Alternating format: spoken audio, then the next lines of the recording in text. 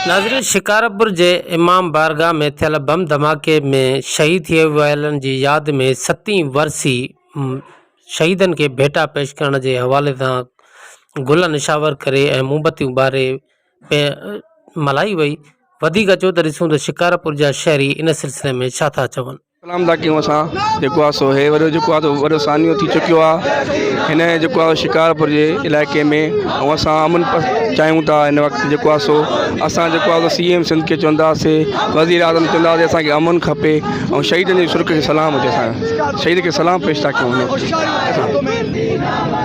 अॼु असां इकट्ठा थिया आहियूं पंहिंजे शिकारपुर जे शोधा खे भेटा पेश करण जे लाइ, जन खे तक़रीबन 7 साल गुज़री विया आहिनि ऐं धरती सिंध धरती अमन जी धरती आहे।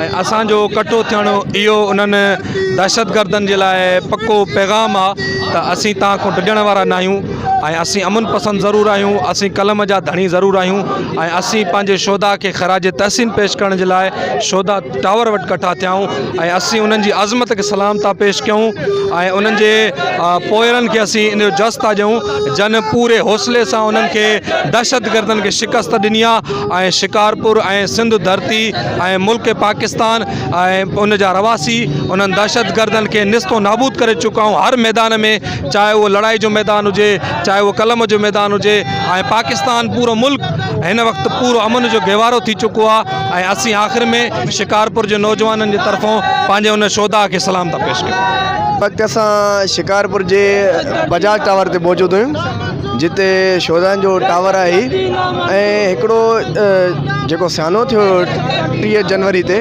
उन साने जे करे हिते असां हिन वक़्तु मौजूदु आहियूं। असां शहीदनि खे भेटा पेश था कयूं ऐं असां उहो सॼी शिकारपुर वासियुनि खे पूरे पाकिस्तान वासियुनि खे इहो ॾेखारणु था चाहियूं त असां पंहिंजे शहीदनि सां गॾु आहियूं, असां उन्हनि खे भेटा पेश था कयूं ऐं असां हिन जेको बि सानियो थियो इन जी सख़्तु लफ़्ज़नि मज़म्मत था कयूं ऐं असांखे जेतिरो थी गुज़रे त असां पंहिंजे शहीदनि सां गॾु आहियूं, उन्हनि खे भेटा पेश था कयूं। तो शिकारपुर में जेको ज़ोरदार धमाको थियो, जेको हिकिड़ो दहशतगर्दनि असांजे नमाज़ुनि ते जेको आहे सो अची करे धमाको थियो त उहा शहादत जी जेके माण्हू शहादत में मरी विया त उनखे सुर्ख सलाम हुजे।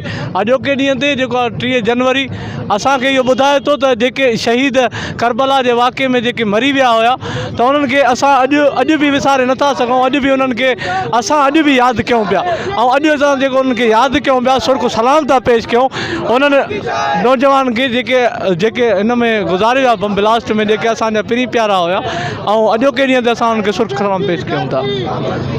ओके, ही जेको 2015 में 30 जनवरी ते वाक़िअ थियो करबला मौला शिकारपुर में, ही असां उनखे यादि ॾियारणु चाहियूं था त हू असां 30 जनवरी 2015 मंझंदि जो उन वक़्तु जॾहिं शिकारपुर जे मरकज़ी इमाम बारगाह जामे मस्जिद इमाम बारगाह करबला मौला जामे मस्जिद में शिकारपुर जा सवे शहरी ख़ुदा जे हुज़ूर हाज़िर हुआ, नमाज़ पढ़ी रहा हुआ। उन वक़्तु हिकु इंतहा पसंद हिकु दहशतगर्द ख़ुदकुश हमलो करे 65 नमाज़नि खे शहीद कयो, जंहिंमें मासूम ॿार बुढ़ा पोड़ा ऐं पक्का शामिल हुआ। न सिर्फ़ु एतिरो पर 100 खां वधीक नमाज़ी शहीद किया विया। अॼु 7 साल गुज़री विया आहिनि पर शिकारपुर जे शऊर खे, शिकारपुर जे जनून खे, शिकारपुर जे माण्हुनि खे, सान्यावंदनि खे पंहिंजा विछड़ियल उहे साथी अॼु बि यादि आहिनि। शिकारपुर जा माण्हू रंग मसलक मज़हब खां बाला थी करे हर साल 30 जनवरी ते पंहिंजे शहीदनि खे यादि कंदा आहिनि। उन सां प्यार मोहब्बत ऐं अक़ीदत इज़हार करण लाइ मुख़्तलिफ़ प्रोग्रामनि जो इनकाद थींदो आहे। अॼु बि शिकारपुर शऊर ऐं जनून पारां शोधा टावर जहाज़ चौक ते सभई शहरी ख़ासि तौर ते नौजवान पंहिंजे शहीदनि जे जेको नालनि जे आॾो गुल निछावर करे ॾीया रोशन करे दुनिया खे उन्हनि इहो पैगाम ॾिनो आहे त असां वटि इंतहा पसंदी जी तंग नज़री जी का बि गुंजाइश कोन्हे। असां रंग मज़हब ऐं मसलक खां बाला थी करे अॼु बि मुतहद आहियूं ऐं मुतहद रहंदासीं। सिंध सूफ़नि जी धरती आहे, प्यार जी धरती आहे ऐं हिते सूफ़नि जी प्यार ऐं मोहबत वारो जेको पैगाम हलंदो, हिते कंहिं बि इंतहा पसंदी जी सोच न हलंदी। तंहिं करे असां वचन था कयूं शहीदनि जे खून खे रागा थियनि ॾंढे पोइ इंतहा पसंदी ऐं दहशत जे ख़िलाफ़ु असांजी जदोजहद जारी रहंदी। सुल्तान साहब, असांजो हिकिड़ो सुवालु आहे असां त जेके सिंध गवर्नमेंट जेके शहीदनि जे लाइ कुझु पैकेज जो ऐलान कयो, उन मां कुझु पैकेज मरादूं उन्हनि खे मिलियूं, कुझु न मिलियूं, उन्हनि जे लाइ हिन टाइम ताईं इहा हिकमत अमली न जुड़ी सघी आहे, छाजे करे? सिंध जा हुक्मरान कूड़ा मकार फ़िरेबी ठगनि उहे हमेशह इशूज़ ते खेॾंदा आहिनि। इशू गरम हुयो, जज़्बो माण्हुनि खे जज़्बे खे माठा रोकण लाइ उन्हनि वाइदा खोड़ कया ऐं कुझु वाइदनि ते प्रेशर जे करे उन्हनि अमल कयो।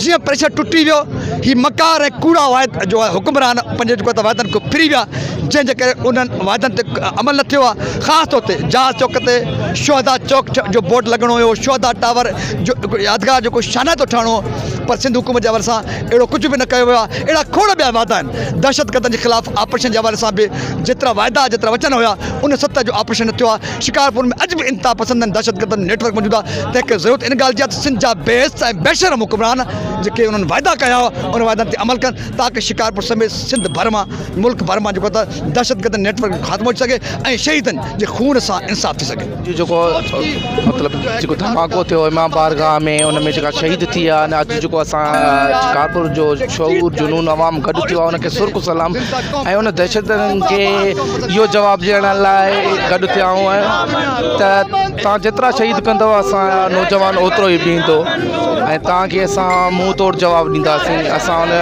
शहीदनि खे सुर्ख़ सलाम पेश करण लाइ हिते वॾी महिरबानी।